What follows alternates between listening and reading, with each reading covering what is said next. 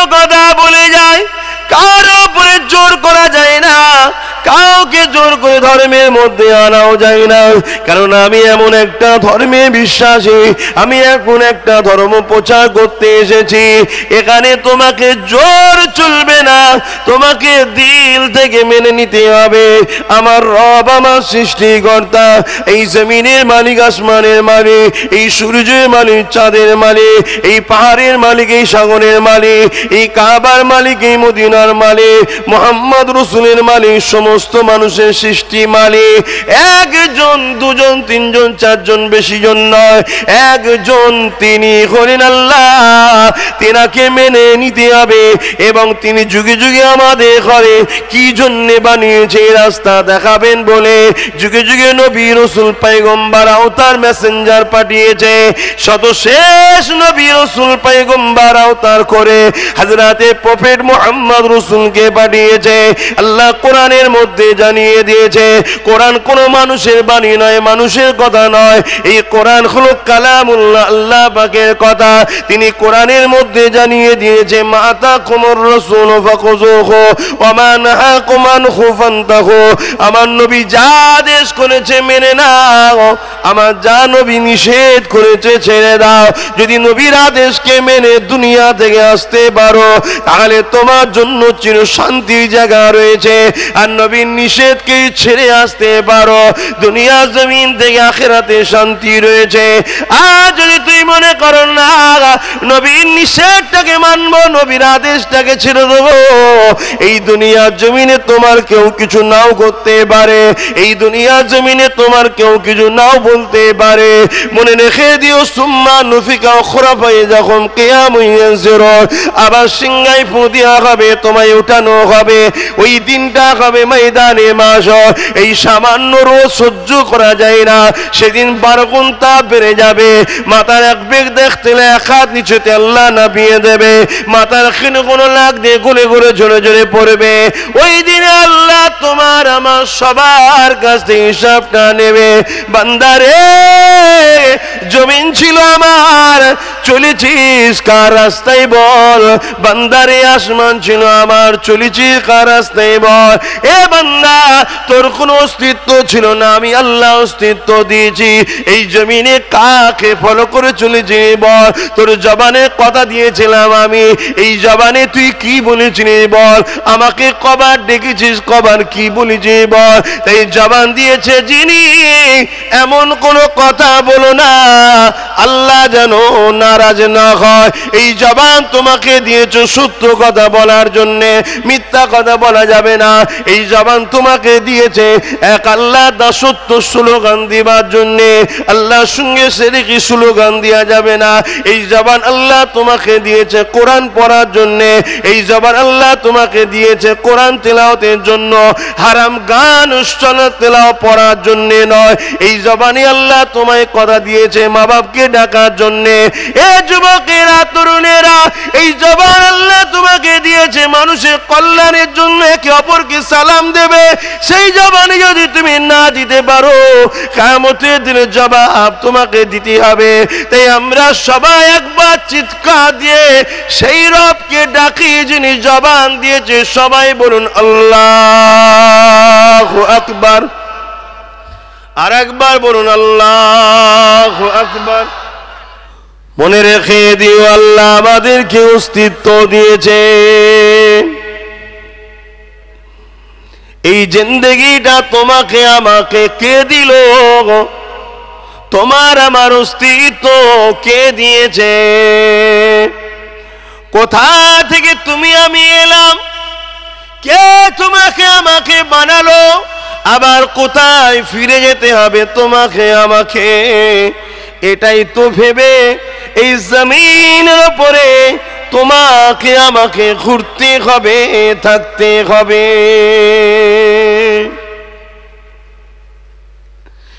এ তরুণেরা, আমার আব্বাজানেরা, এই জমিনে আব্বাস সিদ্দিকীর মতো হাজারো লাখো আব্বাস এসেছে, এক এক করে সব চলে গেছে। কোথা থেকে এলি? কোথায় চলে গেলি? তোমার গ্রামে আজও বহু জানাজা হয়। তোমার আমার মতো 18, 19, 20, 25, 30 বছরের যুবকদেরও জানাজা হয়। এই জমিনে অনেক মেয়ের জানাজা হয়, যারা নাকি কুমারী যুবতী তাদেরও জানাজা হয়। এই জমিনে অনেক জানাজা মনে হয় যাদের দাদু বেঁচে আছে, নাতি পুতা চলে গেছে।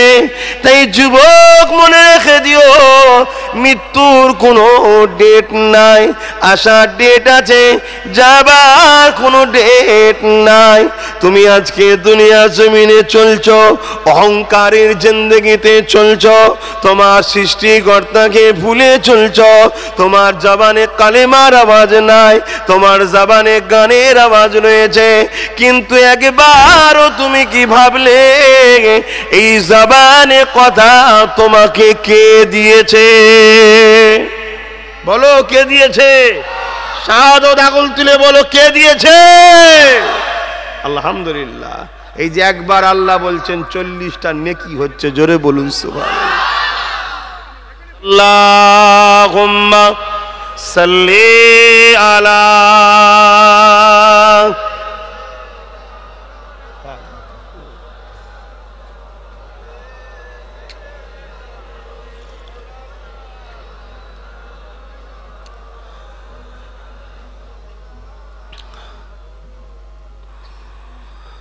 বারে বারে ভাবি একা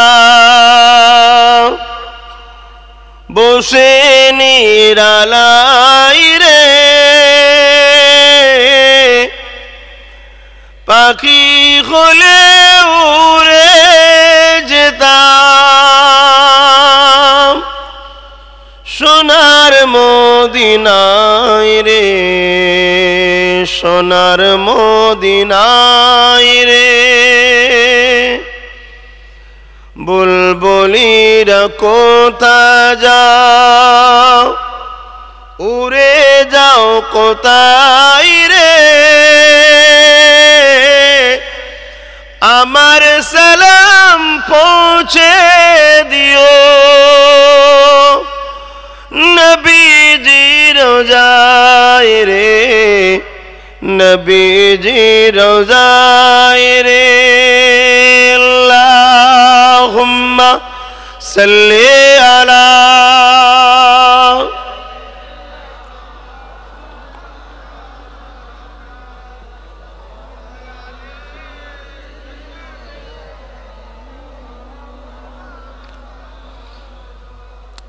রহম করো ও গো আল্লাহ, ও হৃদয়ময় রে, পাই যেন নবীর সাফাত, নবী মুস্তাফায় রে, নবী মুস্তাফায় রে। বারে বারে ভাবি একা বসে নিরালাই রে, পাখি হলে উড়ে যেতাম সোনার মদিনায় রে, সোনার মদিনায় রে। আল্লাহুম্মা সাল্লি আলা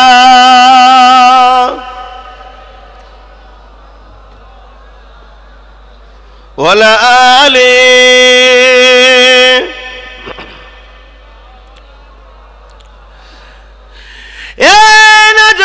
তরুণেরা এসেছি এখন দুটো কথা বলে যায়।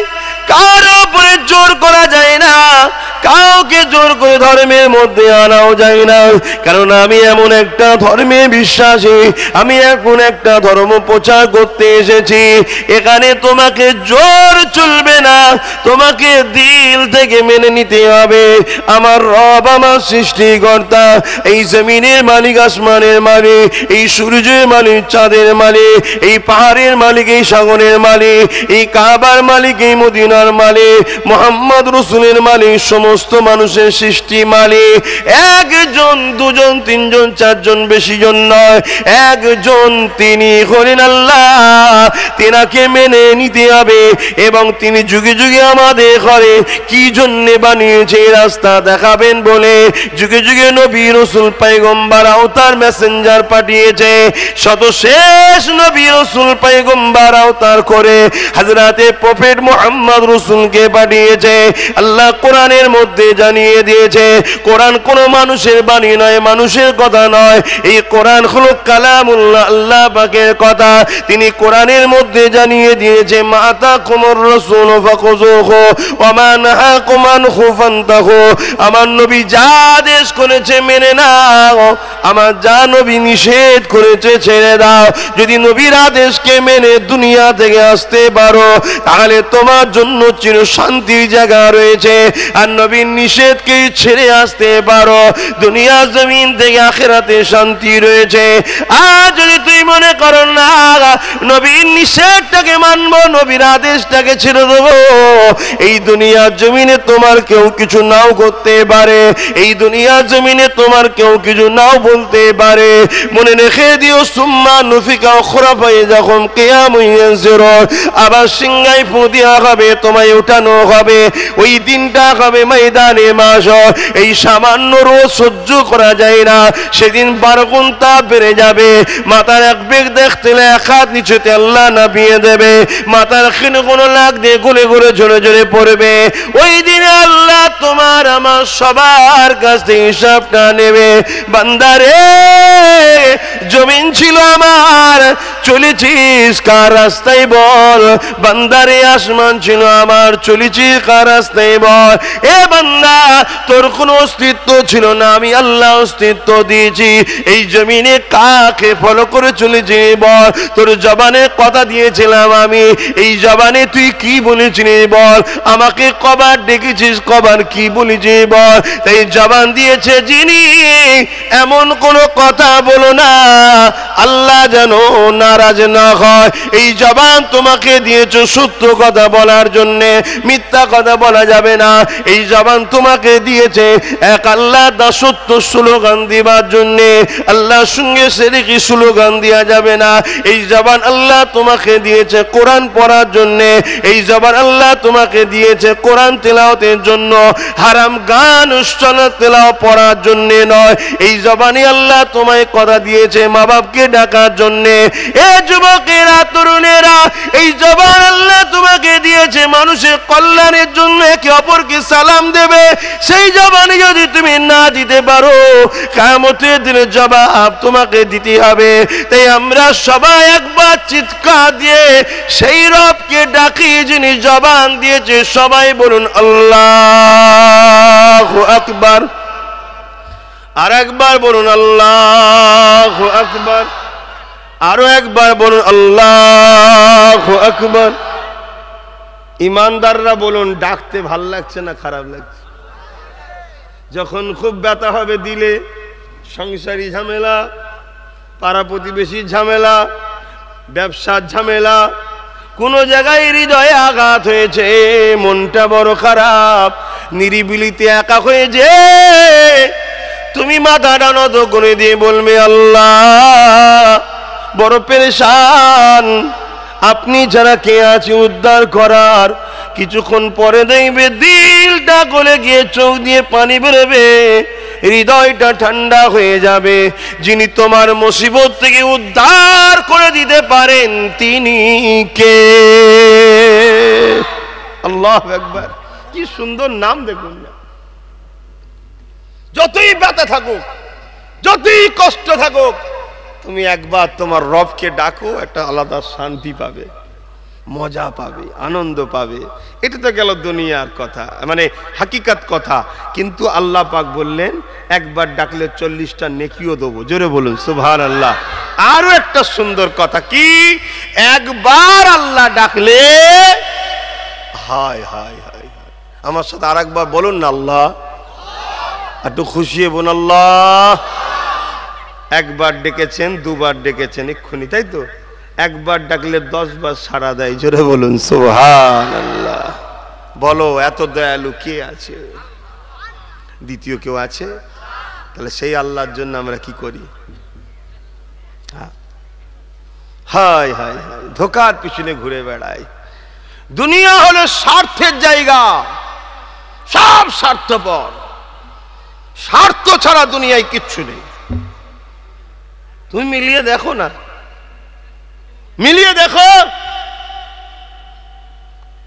প্রত্যেক বছর ঈদে তুমি পরিবারকে ভালো কাপড় কিনে দাও, এক বছর না দিয়ে একবার দেখো, পিছনের 10 বছর সব ভুলে যাবে। একটাই কথা বলবে, আমি কিচ্ছু জানি না, এনে দিতে হবে। আর না হয় বলবে, তোমার সঙ্গে থাকাটাই আমার সব বরবাদ হয়ে গেছে। হায় রে স্বার্থ দুনিয়া। শুধু স্ত্রীর কথা বলছো, তোমার কথা বলো। রোজ তোমার স্ত্রী তোমার সব কিছু করে, সব কিছু করে। একদিন বেচারি বিমারে পড়ে, হয়তো একটু বিছানায় পড়ে গেছে, তখনই বলছো এইভাবে জীবন যাপন করা সম্ভব নয়, আমাকে নতুন কিছু ভাবতে হবে। তুমি স্বার্থপর নয়? আমিও স্বার্থপর, তুমিও স্বার্থপর, সব স্বার্থপর। এ দুনিয়াটাই স্বার্থ। একমাত্র আপন হলো আল্লাহ, আল্লাহর রাসূল। জোরে বলুন সুবহানাল্লাহ। সব স্বার্থপর। একমাত্র সৃষ্টিকর্তা বলছে, তুই আমার থেকে যত দূরেই থাকিস, আমি কিন্তু তোকে তাও খাইয়ে থাকি, পড়িয়ে থাকি, বাঁচিয়ে রাখি। জোরে বলুন সুবহানাল্লাহ। দেখো সত্য কথা না মিথ্যা কথা? কিন্তু আল্লাহ সকালে খাওয়াইনে কাকে কাকে বলে? সকালে আল্লাহ খাওয়াইনে কাকে কাকে বলে? একটা লো হাত তুলে বলো সকালে খাওয়াইনে আছে? আছে? কত দয়ালু দেখেছো? তাহলে চিন্তা করো, চিন্তা করো, কেন দুপুরে নামাজ পড়বে না, কেন আসরে পড়বে না? তোমার বিবেক কি বলছে? হায় হায় হায়, আমার কথাই কি আপনাদের অসুবিধা হচ্ছে? ভাবাচ্ছি। কালকে তুমি কি ধরবে তোমার ব্যাপার, আমার বয়ে গেছে। কালকে তুমি এই মুখে কি বলবে তোমার ব্যাপার, আমার বয়ে গেছে। আমার ডিউটি আছে, তুমি ভাবাও, বলো, নাই তোমায় ধরবো। তোমাকে আমি নবী বংশের সন্তান করেছিলাম, আওলাদে মুজাদ্দেদ করেছিলাম, তোমাকে মেম্বার দিয়েছিলাম আমি আল্লাহ। এখানে আমি বসেছি কে? বলুন বলুন, আমাকে এখানে এনেছেন কে? এই ইজ্জতের গদিটাই বসিয়েছেন কে? আমার সামনে এতগুলো মানুষকে জড়ো করছেন কে? তুই বললি না কেন? বল, আমাকে ধরবে তো আল্লাহ। তাই আমি শুধু ডিউটি পালন করছি। নেবে নাও, না নেবে যাও, আমি ঘরে যাব, খাবো। আমার রেজেকের মালিক আল্লাহ। তুমি লিলেও আমায় আল্লাহ খাওয়াবে, না লিলেও আল্লাহ আমায় খাওয়াবে। কিন্তু ডিউটি যদি পালন না করি, আল্লাহ পাক কিয়ামতের দিন ধরবে আমায়। তুই হক কথা বললি না কেন? এ যুবকেরা, তরুণেরা, এ নবী পাকের প্রেমিকেরা, নিজের দিকে একটু তাকিয়ে দেখো। যদি তোমাকে আমাকে আল্লাহ এই চোখে রোশনি না দিত, তোমার আমার দশাটা কি হতো? সবাই তোমাকে অন্ধ বলতো। তোমার আমার নিকার জন্য যখন মহিলা আসতো, মেয়ের বাড়ি থেকে বাপ আসতো দেখতে, বলতো অন্ধ ছেলের সাথে মেয়ে দিয়ে কি হবে?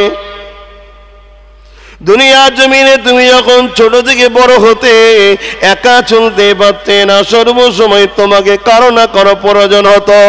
একদিন তোমার বাপ বলতো, কি রে, তোর জন্য এত কষ্ট করা যাবে না, তোর জন্য আমার কি দুনিয়ায় কোনো কাজ নাই, দরকার না তুই ঘরে যে বসকে যা। বাপ একদিন বিরক্ত হয়ে বলে ফেলতো, মাও একদিন বলতো, অন্ধ জানা বাবা, আন্দাজে আন্দাজে যা। আল্লাহ তোমার দিলকে ভেঙে দেয়নি, আল্লাহ তোমাকে দুটো চোখ দিয়েছে। বান্দারে, ভালো মন্দটা দেখ, আমার নিদর্শনকে দেখ, কিভাবে বিশাল আসমান বিনা খুঁটিতে রেখেছি। দেখ, দেখো যুবক, এই যে সামান্য সামিয়ানাটা রাখতে গিয়ে 4টে বাঁশ পুঁততে হয়েছে, সামান্য একটা কাপড়কে রাখতে গিয়ে। ওরে আমার দাস দাসীরা, এই বিশাল পৃথিবীকে বিনা খুঁটিতে কে রেখেছে? চিৎকার দিয়ে বলো। এ যুবকেরা, শুধু ভাবিয়ে দিতে লাগছি, এই শরীরে তাকত দিয়েছে আল্লাহ, এটা বেশিক্ষণ থাকবে না গো। একদিন তোমার যৌবন চলে যাবে, থুতু তখন আর দূরে পড়বে না, এখান থেকে গড়িয়ে পড়বে। কি আমার মুরব্বীদের জিজ্ঞেস করুন না, আর জন বয়সে কি করতো? নারকেল দাঁত দিয়ে ছিঁড়ে খেয়ে ফেলতো, ঘিসি মেরে নারকেল ছিঁড়িয়ে ফেলতো। কি জন বয়সে হয়েছে না হয়নি? এত সব তাকত। আর এখন বলেন না, থুতু জোরে ফেললেও যেচ্ছে না, মুখে লেগে যাচ্ছে। আমাদের আরো বেহাল হবে কেন? আমার বাপেরা তবু সলিড খেয়েছে, আমরা তো সব ভেজাল খেয়েছি। আরো বেহাল হবে, থুতু বেরোবে না, দেখবেন রয়ে যাবে। অসুবিধা হচ্ছে। এ যুবকেরা, আমার বোঝাবার উদ্দেশ্য এতটুকুই, হালকা বয়সে একটু লাফালাফি হয়ে যায়, হালকা বয়সে একটু ভুল হয়ে যায়, হালকা বয়সে একটু দুনিয়া ময়া মমতায় জড়িয়ে যায়, ঠিকই কথা। কিন্তু নিজের অস্তিত্বকে কেন ভুলে যাচ্ছ? নিজের কালচারকে কেন ভুলে যাচ্ছ? নিজের স্টাইলকে কেন ভুলে যাচ্ছ? তুমি তো এক আল্লাহর দাস দাসী, তোমার একটা স্টাইল আছে, তোমার একটা অস্তিত্ব আছে, তোমার একটা পার্সোনালিটি আছে। তুমি তোমার অস্তিত্বকে কেন ভুলে যাচ্ছ?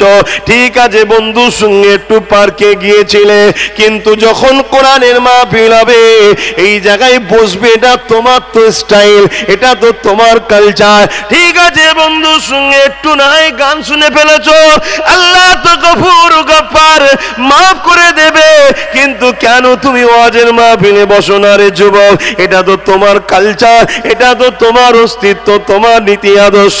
ঠিক আছে, তুমি না একটু প্যান্ট শার্ট পরে ফেলেছো, চাকরিতে গেছো বা বন্ধুর সঙ্গে ঘুরতে গিয়ে, কেন তুমি মসজিদে জামা টুপি পরে যাও না? এটা তো তোমার লেবাস, তোমার ইউনিফর্ম, তোমার কালচার, তোমার অস্তিত্ব। এগুলোকে কেন ভুলে যাচ্ছ?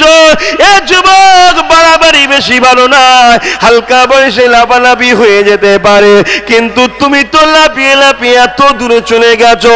আমার মনে হয় তুমি কি একবার ভেবে দেখলে না, তোমার রব তোমাকে আস্তে আস্তে তার থেকে সরিয়ে দিচ্ছে না তো? তোমাকে তার থেকে দূরে সরিয়ে দিচ্ছে না তো? তোমাকে ইসলাম থেকে দূরে ঠেলে দিচ্ছে না তো? যদি তুমি ইসলাম থেকে বেরিয়ে যাও, ইসলামের গণ্ডি থেকে লাফ মেরে অন্য দিয়ে চলে যাও, যুবক শুনে রেখে যাও, তোমার জন্য বরবাদ অবশ্যই রয়েছে। কেননা আল্লাহ কোরআনে জানিয়ে দিয়েছে, ইন্নাদ দীনা ইনদাল্লাহিল ইসলাম। পৃথিবীতে অনেকে অনেক কিছু করতে পারে, বলতে পারে, কিন্তু আমি আল্লাহ, আমার মনোনীত পছন্দনীয় ধর্ম হলো একটা, সেটা হলো ইসলাম।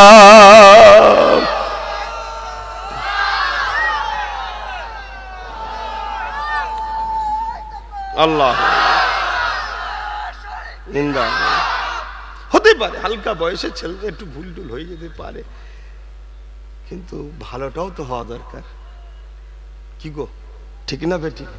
হালকা বয়স হয়ে যেতে পারে, ভালোটাও তো হওয়া দরকার।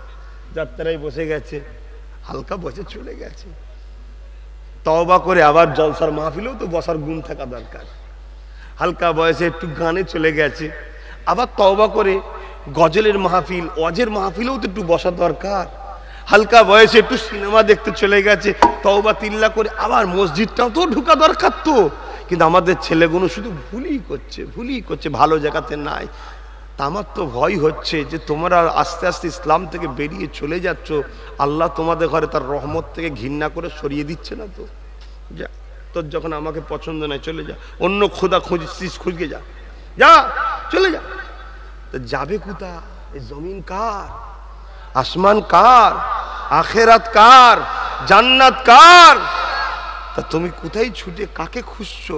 কার পিছনে দাঁড়াচ্ছ তোমার রবকে ছেড়ে দিয়ে? তুমি জানো আসার ডেট আছে, যাবার ডেট নেই।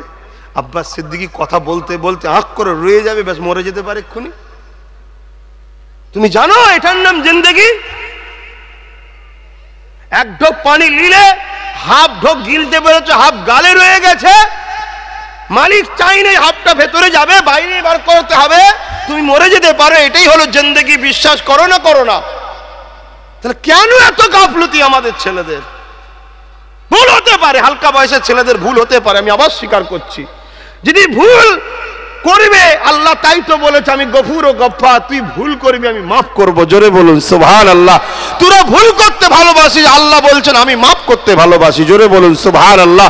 কিন্তু আমাদের ছেলেরা ভুলই করছে, মাফের জায়গায় তো আসছে না। পাপের জায়গা তো এইটা, এখানে তওবা পড়ানো হবে না, হাত তুলে কাঁদা হবে না যে আল্লাহ ভুল করে ফেলেছি? তুমি তো বলবে আল্লাহ ভুল করে ফেলেছি, কি বলবে না? বলবে না? আল্লাহ নবী বলছে যদি কানতে চোখ দিয়ে পানি না বেরোয়, কান্নার মতো যদি মুখটা করে নিতে পারিস, আমি আল্লাহ এতই দয়ালু তোদেরকে কান্নাওয়ালার সঙ্গে শামিল করে, যেমন মায়ের পেট থেকে বেরোলে কোনো গুনাহ থাকে না, এরকম বেগুনাহ করে দেবো। জোরে বলুন সুবহানাল্লাহ। আল্লাহু আকবার। শুনে রেখে দাও যুবক, বনি ইসরাইল কওমের একটা যুবক ছিল, হালকা বয়সের যুবক, অর্থ ছিল অনেক, পাওয়ার ছিল, ক্ষমতা ছিল অনেক, সবটাই আল্লাহ দিয়েছিল, কিন্তু পরীক্ষাতে সে ফেল হয়ে গিয়ে দুনিয়া বিলোভ লালসায় জড়িয়ে গিয়ে নারী লোভী হয়ে গিয়ে এক এক রাত্রিরে এক একজন করে নতুন নতুন নারীকে তার ঘরে নিয়ে আসতো এবং নারীকে খরিদ করে নিয়ে আসা হতো। এত অর্থ ছিল। এই সময়ে তার জীবনে একদিনে একটা নারীকে নিয়ে আসলো 60 দিরহাম দিয়ে। হালকা বয়সের কুমারী নারী, সুন্দরী বড় দেখতে, 60 দিরহাম দিয়ে নিয়ে আসলো। আজকে তারিখে আমার দেশের টাকাতে কিছু কম বেশি 9 থেকে 10 লক্ষ টাকা হবে। এত টাকা দিয়ে নারীটাকে যখন তার খাস কামরাতে রাখা হলো, সাজিয়ে গুজিয়ে এ প্রয়োজনের কাজ মিটিয়ে এবং রাত্রির ওই ঘরে প্রবেশ করতে লেগেছে। প্রবেশ করে যুবকটা দেখতে পেয়েছে ওই নারীটা কাঁদতে লেগেছে। এই যুবকটা তখন বলে, কেন তুমি কাঁদো? ওই সময় ওই নারীটা বলে, কেন তুমি কাঁদো? যুবকটা জিজ্ঞাসা করে যে তোমাকে তো তোমার মর্জিতে কিনা হয়েছে, তোমাকে তো জোর করে তুলে নিয়ে আসা হয়নি। ওই নারী বলেছিল, যুবক ঠিকই তুমি বলছো, কিন্তু পেটের জ্বালা, অভাবের জ্বালা আমাকে এই জায়গায় নামিয়েছে। অনেক দিন ধরেই অভাবের মধ্যে রয়েছি, পরিবারে অনেকে অসুস্থ, খোদার জ্বালাতেও রয়েছে, কিন্তু এইদিকে পা বাড়াতে ভয় লাগে। আল্লাহ বলেছে এই কাজ অন্যায় কাজ, আল্লাহর জন্য ভয়েতে কোনোদিন নামতে পারিনি। আজ এমন মুসিবতের মধ্যে পড়ে গেছি, আমি যখনই পাটা বাড়িয়েছি তুমি আমায় খরিদটা করে নিয়েছ, কিন্তু এখন পাপের যত কাছের দিকে যাচ্ছি, আল্লাহর ভয়ে দিলটা কেঁদে উঠেছে, চোখ দিয়ে পানি বেরিয়েছে। ওই যুবক ভাবতে লেগেছে, আরে জীবনে একবার পাপের দিকে এখনো যাইনি, তুই যদি এত ভয় কাঁদে, তাহলে আমি যুবক জিন্দগিটা তো আমার পাপে ভরা, আমার তো জিন্দগিটা মদ লিয়ে, শরাব লিয়ে, আল্লাহ দিয়ে অর্থ লিয়ে প্রতিদিন নাজায়েজি সম্পর্ক করে বেড়ায়, কোনোদিন তো আল্লাহর ভয়ে আমি কাঁদলাম না, তাহলে আমি কতটা না খারাপ। এই বলে যুবকের মধ্যে আল্লাহর একটা ভয় ঢুকেছে। যখনই ভয় ঢুকেছে, ওই সময় বলতে লেগেছে এই মহিলাটাকে, বোন, আমি তোমাকে বোন বলে আখ্যায়িত করলাম, তুমি আমার ভেতরের মরা দিলটাকে জাগিয়ে দিয়েছো। যাও বোন, তোমাকে আমি আল্লাহর রাস্তায় 60 দিরহাম এমনি দিয়ে দিলাম, তোমার থেকে টাকা ফেরত নেব না বোন। যাও তুমি নিজের পরিবার নিয়ে মা বাবাকে নিয়ে টাকা খরচ করো। তবে বোন, একটা কথা তোমার কাছে রাখি, তুমি আমার জন্য একটু দোয়া করো, তোমার ভাই যেন আল্লাহ পাকের দয়ায় পরিবর্তন হতে পারে। আর বোন, তুমি সাক্ষী থাকো, আমি আজ থেকে তওবা করে নিলাম, জীবনে কোনোদিন আর শরাব পান করব না, কোনো পরনারীর সঙ্গে নোংরা কাজে জড়াবো না। বোন রে, তুমি সাক্ষী থাকো, আমি তওবা করে নিলাম। শোনো যুবক, শোনো, জানো আমার আল্লাহ কত ভালোবাসে জানো। এলাকার সমস্ত মানুষ জানে ওই যুবকটা চরিত্রহীন শরাবী, তাই সবাই ওকে ঘৃণা করে, খারাপ জানে, ওর সম্বন্ধে সবার ধারণা খারাপ, কেউ কেউ অপছন্দ করে, কিন্তু ধনী বলে কেউ কিছু করতে পারে না। এইভাবে মহিলাকে তাড়ি বার করে দিয়ে মহিলাকে যাবার ইজাজত দিয়ে তওবা করে নিল। মেয়েটা যেতে না যেতে ওই যুবকটা ইন্তেকাল হয়ে গেল। আল্লাহর কুদরত দেখো, ইন্তেকাল হয়ে গেল। পরের দিন সকাল হয়েছে, ঘরের মধ্যে লাশ পড়ে আছে। অটোমেটিক গায়েবী ভাবে আল্লাহ আল্লাহ রাব্বুল আলামিন ওই যুবকের ঘরের দরজায় লিখে রেখেছে, এই যুবকটা তওবা করেছে, তওবাকারীকে আল্লাহ পছন্দ করে, এর জীবনের গুনাহ আল্লাহ মাফ করে দিয়েছে। এলাকার সবাই একে সুন্দর করে আদরে যত্নের সাথে গোসল কাপড় পরিয়ে জানাজা করিয়ে আমি আল্লাহ আমার দিকে একে পাঠিয়ে দাও।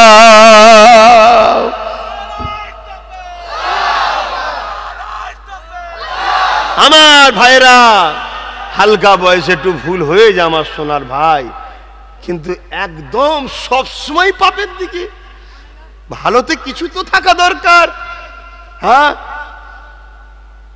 এগুলো বুঝার চেষ্টা করুন। আমার বক্তব্য এইটাই, হালকা বয়সে যদিও হয়ে যায় ভুল করো না, ফিরে আসো, তওবা করো, আল্লাহ ওয়ালাদের সোহবতে থাকো, আলেমদের সোহবতে কিছু সময় দাও, আস্তে আস্তে জিন্দেগিতে পরিবর্তন আসবে। এখন বলো, একটু পরিবর্তন লাগছে না লাগছে না মনটা? সবাই বলো, যুবকরা বলো বিশেষ করে, একটু মনটা পরিবর্তন হচ্ছে না হয়নি? আল্লাহকে সাক্ষী রেখে হাত তুলে বলো, হচ্ছে না হয়নি? দিলে লাগছে না লাগছে না যে সত্যি তো ভুল হচ্ছে? দেখো তাহলে এই সোহবতটাই বসছো বলেই তো হচ্ছে। এইভাবে যখন আমাদের সঙ্গে বসতে থাকবে বসতে থাকবে বসতে থাকবে বসতে থাকবে, একদিন দেখবে তুমি তওবা করতে করতে করতে আল্লাহর ওলি হয়ে কবরে চলে যাবে। জোরে বলুন সুবহানাল্লাহ। তাই তোমাদের ঘরে আমাদের থেকে দূরে থাকার জন্য যারা ইবলিসের চেলা, তারা সব সময় চাইবে যে এরা যেন মিশে না যায় আলেমে হাক্কানিদের সাথে, এরা যেন মিশে না যায় নবী বংশের সন্তানদের সাথে, এরা যেন মিশে না যায় আল্লাহ ওয়ালাদের সাথে। এটা চাইবে তারা। বড় আফসোস, বড় দুঃখ, বড় পরিতাপের বিষয় এগুলোই যে আল্লাহ আমাদেরকে পরিবর্তন করেন, আল্লাহ আমাদেরকে হিফাজত করেন। বলুন আল্লাহুম্মা আমিন। আল্লাহ দুদিনের দুনিয়ায় আমাদেরকে পাঠিয়েছে, আল্লাহ যেন আখিরাত আমাদের কামিয়াবি করেন। বলুন আল্লাহুম্মা আমিন। একবার দরুদ শরীফ, আল্লাহুম্মা সাল্লি আলা সাইয়্যিদিনা মাওলানা মুহাম্মদ ওয়া আলা আলিহি।